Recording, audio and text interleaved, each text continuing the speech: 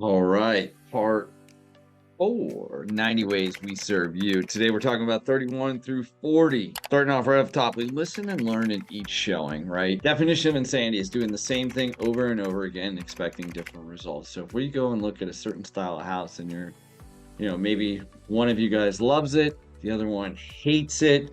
We'll kind of talk through that, learn through that. So we're not wasting your time or our time, right? Time is the one resource we don't have more of. We do have more of it, but I can't make more of it, right? 168 hours in each week. Let's be intentional with the time we do have, right? So listen and learning at each showing, right? Finding the positives and negatives of every house, kind of trying to weigh what you've told us is important versus what's not important, and comparing that and contrasting. Because sometimes clients feel like, I don't want this, I do want that. And we go to a house that has that, doesn't have that, and they're like, love it. And I'm like, wow, okay. So listen and learn. We keep a record of all showings as well. This is the next one. So I keep a running tally sheet. It's an Excel document. It sounds really fancy and funny, right? And I do this for a couple of reasons, right? One, if you're a buyer and you call me and you want to go see 123 Ukulele Street, like ukulele. Well, I've been to ukulele, and if a house is available, like say it's multiple weeks later, if a house is still available on the market, that's a red flag in itself, right? Especially in this hot market. But it also allows me to kind of get a sense of an idea of where you like to be, and it allows me to keep notes for each one, right? It's almost impossible for me to capture every detail from a listing without notes. So we keep a good record of all showings for all of our clients. The other part is we update listing agents with feedback, right? Sometimes it takes us a day or two to give them that feedback, because if you're kind of on the fence with a house, you're like, I like it, we kind of want to do it, we need to make sure the numbers work, all of those pieces. I don't want to say, hey, not interested, or yeah, the other extreme is, yeah, we're super interested in this house. We love it. We're going to write an offer, because what that does get a listing agent really excited. And then they become kind of a pest sometimes, right? They go, are you writing an offer? We're going to make a deadline this day, blah, blah, right? So we try not to get people too excited without. But if you have questions, we will immediately ask those questions, right? Sometimes in between showings, right? If we're going from, say, we have a 10-minute commute and I can hit that listing agent with a text, sometimes we can answer that question before we even get to the next one. So kind of always a good one. 34, discuss homeowners association, right? So I can give you all of the amenities. I can kind of give you some of the guidelines, right? A lot of clients want to see the HOA docs prior to going under contract, and that can be done if the listing agent has gone through and pulled those documents down, ordered the package, the resale package ahead of time. Otherwise, it's typically, while we're under contract on a specific property, you're giving them, and then you're given 5-day window to receive your decision, right? 5-day period of rescission. Estimated expected utility costs, right? So if it's got, depending on the type of heating it has, whether it's oil heat, gas heat, electric heat, that's going to vary a lot of things. So we can ask the seller, or if we are the seller, we can provide a breakdown of, here's our 90-day electric cost, here's our 90-day gas cost, and water as well. And that goes into the next one, which is confirm water source and status. So is the water onto the property? That's usually a pretty big one. Is it public water, public sewer? Water and sewer usually go together. If a house can be well and public sewer, but I would say the common is you're either public sewer or you're private well, private septic. Words are tough, So you can have a blend in there, but it's common if you're one, you're usually both. Usually, not always, right? It's especially when we get down that lakeshore area. Some of those have private septic, but are on public water, vice versa. We'll give you a breakdown of all of that. Costs to maintain septic and costs to go with the water usage. The other part is there a front foot fee? So what a front foot fee or deferred water fee, I'm probably stealing my thunder from a later video, but guess what? You're getting it now. Deferred water fee is it's really like a builder's retirement fund, right? Because he or she puts up all this cost for putting in the sewer system, and then you're basically paying that back over a course of 30 years at like increments of 300 to 400. Some developments are up to like 12, 1500 a month, or not a month, annually, right? But it would be disclosed to us as well. That's only if you're on public water or public sewer.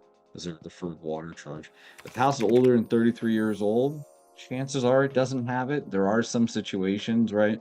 Like down in, I guess it's Pasadena, off of Pasadena, but I think it has Glen Burnie address, off of Sully Road in North Shore. They ran sewer down there in the mid 2000s. So all of those people, their house might be built in 1950, but they've had sewer added after the fact. So 37, we'll discuss transferable warranties, right? So if there's a warranty on the roof or any major system that got put in, if that's transferable, or like any appliance warranties. Like we just had a client for a listing put in a brand new HVAC. HVAC went up while we were kind of in the process of transitioning from one owner to the next.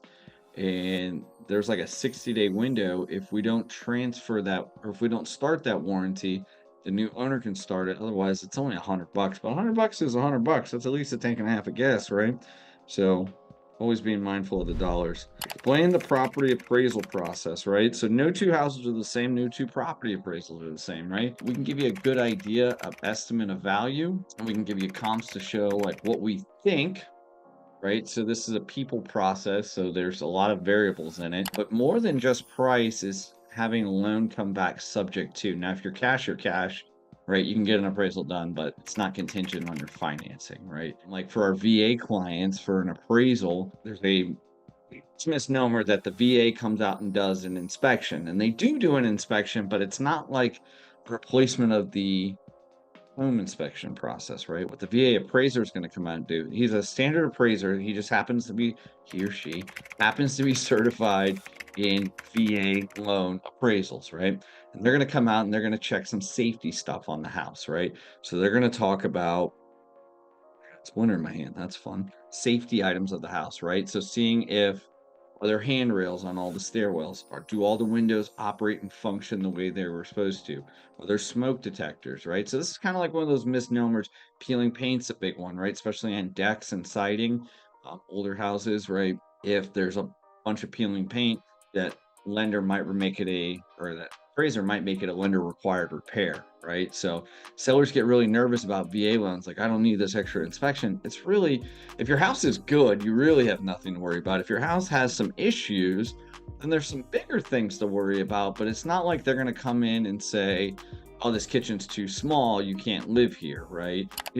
And for our VA buyers, we always try to educate them to remind them that, like, you still need to get a home inspection because this guy's just coming in and checking safety things. He's not plugging in outlets. He's not pulling electric panels down.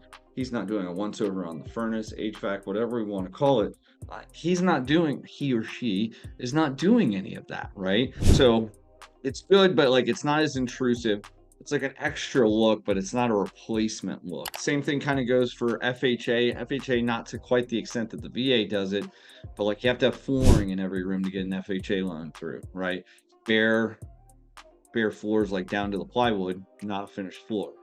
Now, bare painted plywood, there's an argument to be made there. 39, discuss multiple offer situations, right? So if I had $1 for every time I heard somebody say, I don't want to get in a bidding war, and I don't want you to get in a bidding war. That's not the goal of trying to buy a house, right? But when this low inventory market, say we've got 4 houses and that means 40 buyers, hypothetically, let's just go with me on numbers, right? Chances are that you're going to get into a more than one offer situation, right? And sometimes that asking price is just that. It's a starting place, right? It's more of a opening bid, if you will. And then you kind of go from there to decide, okay, what's this home worth to me, right? So if you love this home say this home's listed for $325, and you're like, I love it at $350, numbers work and we think it'll appraise, I mean, that's a conversation, right? Also, there's a big misnomer with the multiple offer situation. I think a lot of listing agents, I know I am, I don't want escalation clauses, and I want you to come once, right?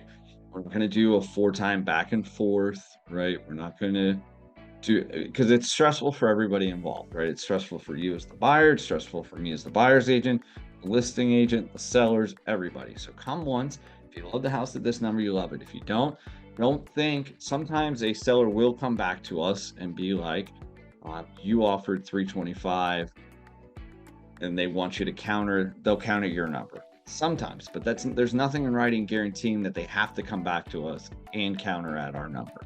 So something to be aware of. And there's a lot more to break down in that I have more in this 8-minute video, right? Sometimes we like to create a practice offer to help you prepare, right? We DocuSign, digitally sign all of our documents. 98% of our clients, we will send you an electronic, and assuming you have the means and the understanding, right? Have a computer, have email, have internet. Some clients don't, and we work through that, but we'll work through a practice offer so you can kind of read through everything. Because say we go show you houses a Sunday afternoon at 2 o'clock, at 3 o'clock, you find the one. It's just the one. We absolutely love it.